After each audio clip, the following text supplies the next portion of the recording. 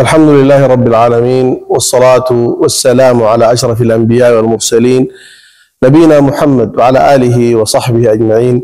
أيها الأحبة في الله، الإخوة والأخوات، 10 في العشر، ثاني 10 من هذه الأعمال عمل عظيم، عمل اختص الله سبحانه وتعالى بثوابه، عمل رتب الله جل وعلا عليه من الأجور والثواب الشيء العظيم، ألا وهو الصيام، عبادة الصيام. من صام يوما في سبيل الله باعد الله جل وعلا وجهه عن النار 70 خريفا، 70 سنة بصيام يوم واحد في سبيل الله جل وعلا. ويقول صلى الله عليه وسلم: قال الله جل وعلا في الحديث القدسي: كل عمل ابن آدم له، أي محسوب ومكتوب له، الحسنة ب10 أمثالها، الحسنة ب10 حسنات، إلا الصوم فإنه لي وأنا أجزي به. تخيل يا عبد الله، لو أن الآن مسؤول أو أحد أو ملك من الملوك قال فلان، كل فلان أعطوه من الأجر كذا وكذا، إلا قال فلان هذا أجره علي أو أجره عندي أو أن مكافأته عندي، كيف سيكون حالك؟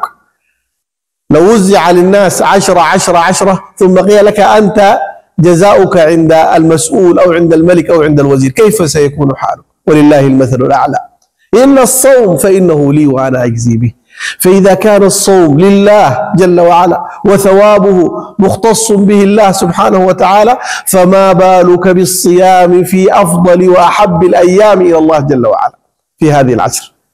لذلك جاء عن هنيدة بن خالد عن أبيه عن بعض أزواج النبي صلى الله عليه وسلم أن النبي صلى الله عليه وسلم كان يصوم 9 ذي الحجة، أن النبي صلى الله عليه وسلم كان يصوم 9 ذي الحجة.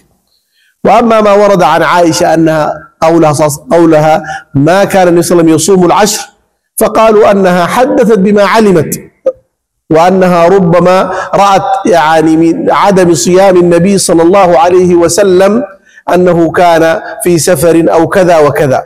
ولكن الصيام هو من أحب الأعمال إلى الله جل وعلا، وهو من الأعمال الصالحة، وهذه الأيام هي أيام العمل الصالح. فلذلك يحرص الإنسان على أن يكثر من الصيام في هذه الأيام، ولو استطاع أن يصوم 9 كاملة من يوم 1 ذي الحجة إلى يوم 9 ذي الحجة فهو خير له، لأن هذه الأيام أيام اجتهاد وأيام طاعة وأيام عبادة لله سبحانه وتعالى. والصيام عبادة الصبر، والله جل وعلا يقول: إنما يوفى الصابرون أجرهم بغير حساب. وربما يستثقل الإنسان الصيام لأنه ما تعود عليه، أو في أيام كذا، أو أن هذه الأيام يزداد فيها الحر وفيها أيام الصيف، لكن كلما ازداد التعب كلما عظم الأجر.